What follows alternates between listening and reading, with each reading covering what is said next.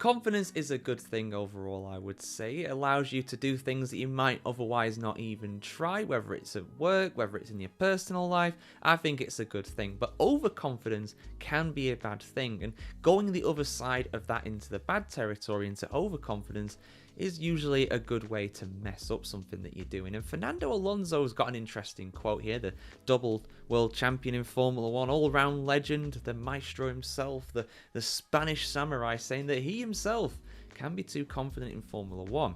But let's have a look at what he means, because he had a very good weekend in Qatar, despite him kind of deriding the circuit, really. He had a very good race, finished up in P7, I think, didn't he? You know, first points for ages in that Aston Martin, which has been very difficult to drive. But yeah, full article on the F1Chronicle.com as always.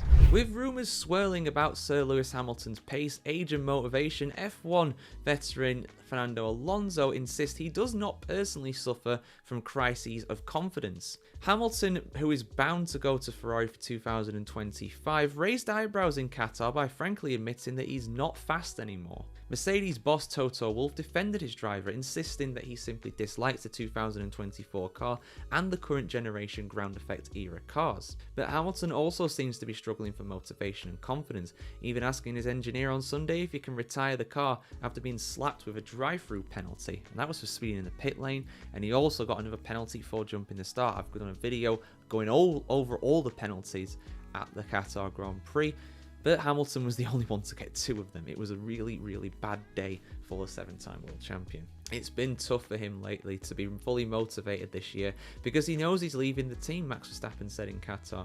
I feel like as soon as he has a competitive car, a chance of winning, you could see him stepping up a level. Then there are a few races where his car was tricky and he was like, it doesn't matter, but I don't think he'll ever lose it, the quadruple world champion insisted. He's achieved a lot, it's a new challenge for him next year and he'll be very motivated, eager to show that he's a 7-time world champion, but it will all depend on the material he has. That's a very mature and complimentary thing from Max Verstappen there. Of course, Hamilton and Verstappen have been embroiled in a rivalry in Formula 1, maybe not so much lately, but back in the day in 2021. And it's good to see them talking respectably about each other like that. As for 2-time champion Alonso, he is struggling in one of the slowest cars this year, the Aston Martin, but insists he never struggles for confidence. Of course, you have to feel competitive from time to time, said the 43-year-old Spaniard, but I do not doubt myself. Actually, I'm probably a little too confident when it comes to my abilities and the result need to believe in it. If we are competitive and I'm fighting to get out of Q1, it's not because I got slow overnight, it's because the car needs to be improved. But it is good to have some good results from time to time so that the team doesn't lose confidence, and he got one on Sunday. Verstappen's mother, Sophie Kumpen, in Qatar to watch her son win the Grand Prix, suggested that the Red Bull star is also never shy of confidence. I'm not surprised at that.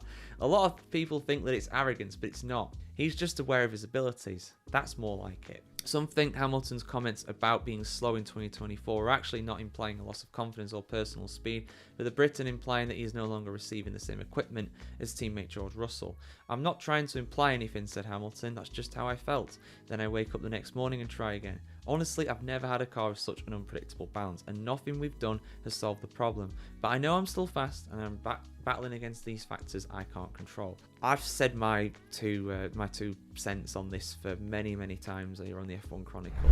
And indeed, the 2009 world champion Jenson Button, former teammate to Hamilton at McLaren, of course, for 3 seasons between 2010 and 2012, he weighed in on the debate as well. He actually said something very interesting, basically, that shock horror, teams do not want their drivers to be slow.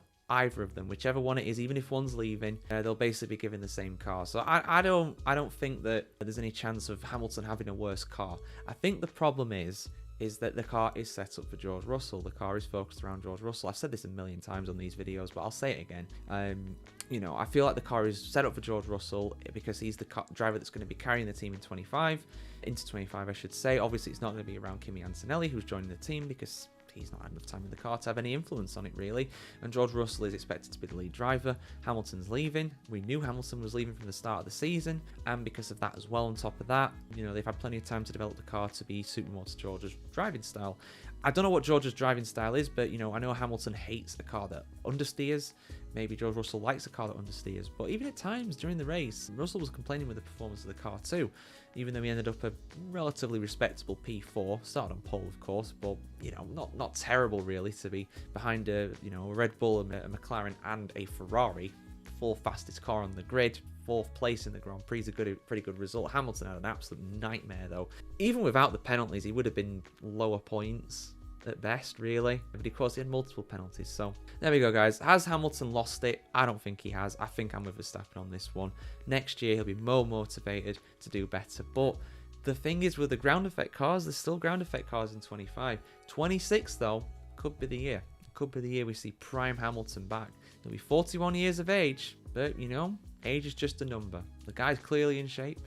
He just needs his motivation, and I think he needs a good result to get that. And getting a win, a podium for Ferrari next year, that'll do it.